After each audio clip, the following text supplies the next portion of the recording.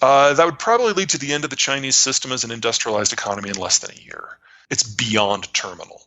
Yeah, so the Chinese system collapses this decade for sure, assuming nothing else goes wrong. And there's plenty other competitors to put the bullet in China's head. It's an open question of whether or not the Chinese could pull it off. And with the Ukraine war, we finally got some good signposts of what it might look like. The Chinese have always assumed that the war would be a walkover, that no one else will get involved, and that China is such a big place that everyone will just suck it up and move on. Well, that clearly hasn't happened with Ukraine. And the United States and the West have a much tighter relationship with Taiwan than they do with Ukraine. Ukraine was only preparing for this war for 8 years. Taiwan has been preparing for 60. You can walk to Ukraine from Russia. It's a bit of a swim to get to Taiwan. The sanctions that are in place against Russia would absolutely devastate China because, well, Russia has a lot of faults. It's a major exporter of food and energy. China imports those things. 75% of their oil is imported from a different continent. And then I think it's really the boycotts that have really scared the Chinese the most. The idea that individual citizens might have any say on policy, they did not see that coming. They have no way to process that in a one-man state. Every assumption that they've based the last 40 years of military planning on is proven to be wrong. And then, of course, there's the question of whether they could actually do it. If they did a slow-motion mobilization like the Russians did, it took 3 months, the Taiwanese would see that. They'd build a few nukes. And so the cost of capturing Taiwan would be losing Shanghai and Beijing. That doesn't seem like a good plan. So the only battle plan that I've seen that might work is if they just text every member of the army and say, go to a port, get on a fishing boat, and sail. You'd lose 1 million people in the crossing just to get to the beaches. So there's nothing about this that works. And if they did pull it off, even if they do capture Taiwan, they are now cut off from global manufacturing, global investment, global energy, and global food. Trucks stop running within a couple of months. The lights go out in less than 6, and that is all she wrote. Remember, agriculture is an industrial sector. So you're talking about mass famine in under a year. Normally, I'd say the Chinese aren't stupid. They wouldn't do this. But it's a one-man show now. And nobody wants to bring Xi any information because they don't know how he'll react. He's shot the messenger literally so many times that everything is a surprise to him. Even a minor mistake just cascades through the system, and it's a full cult of personality. So, we've got basically people who are zealously trying to do what they think Xi wants them to do. And just one of the more inane ones is seeing teams of people in hazmat gear disinfecting airport runways because they think that's what you have to do for COVID. The worst in the world is China. They've been in the process of updating their data over the course of the last couple of years, and they're now starting to publicly admit that they overcounted by 100 million people. All of those people would have been born since one child, so age 40 and under, the young worker demographic, the childbearing demographic, and 2/3 of them are probably women. So best guess is that China only has 1.3 billion people now. The population probably peaked more than 10 years ago. And by 2030, there will be more retirees than workers. And by 2050, the entire population of China will have dropped below 650 million. All the way from pre-industrial to post-industrial collapse in 45 years. Sure, well, there's two things. First of all, of course, is one child. Mao was concerned that they had a young upcoming generation after World War II that was going to eat the country alive.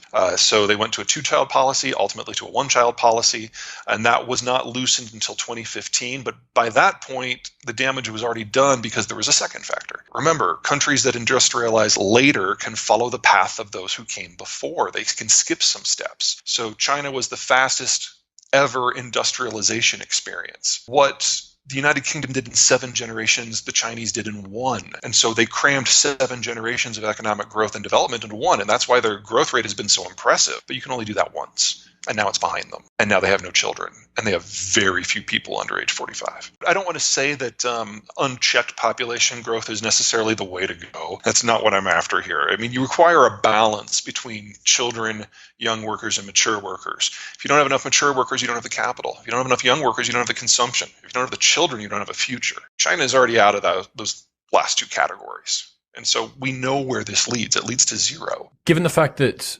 humans are I think it's every 3 generations lives for another generation at the moment. Around about every generation lives 8 years longer than the generation before.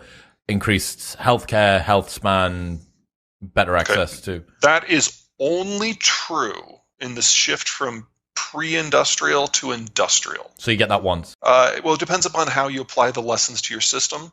In the case of Europe, I'd say they got it 3 times. But there's definitely an upper limit. One of the things to keep in mind, especially when you're talking about European demographics, is that in Europe, people are not living longer. Overall lifespan has not improved. What's improved is we've gotten rid of a lot of mortality. So the things that used to kill you when you were 0 to 65 don't kill you anymore. The three countries in the world, in the advanced world, actually in the advanced and in the developing world, New Zealand, France, United States. And largely for the same reason. They're countries that have a little bit more physical space. So their cities tend to be more of a sprawl. You're more likely to have a backyard. More people can live in the countryside and be economically viable. So when these three countries urbanized, they did it at a slower rate, and they remain the three advanced countries with the lowest urbanization rates in the world.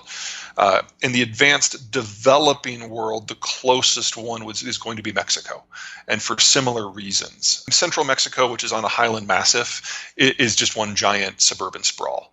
And that means that people can have more children. Now, all of these countries still have their own demographic hiccups. They all have the baby boomer problem.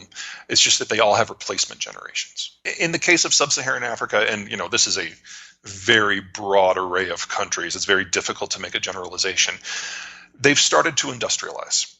And so they're going down the same path that everybody else did. And the first step of that path is lowering infant and child mortality.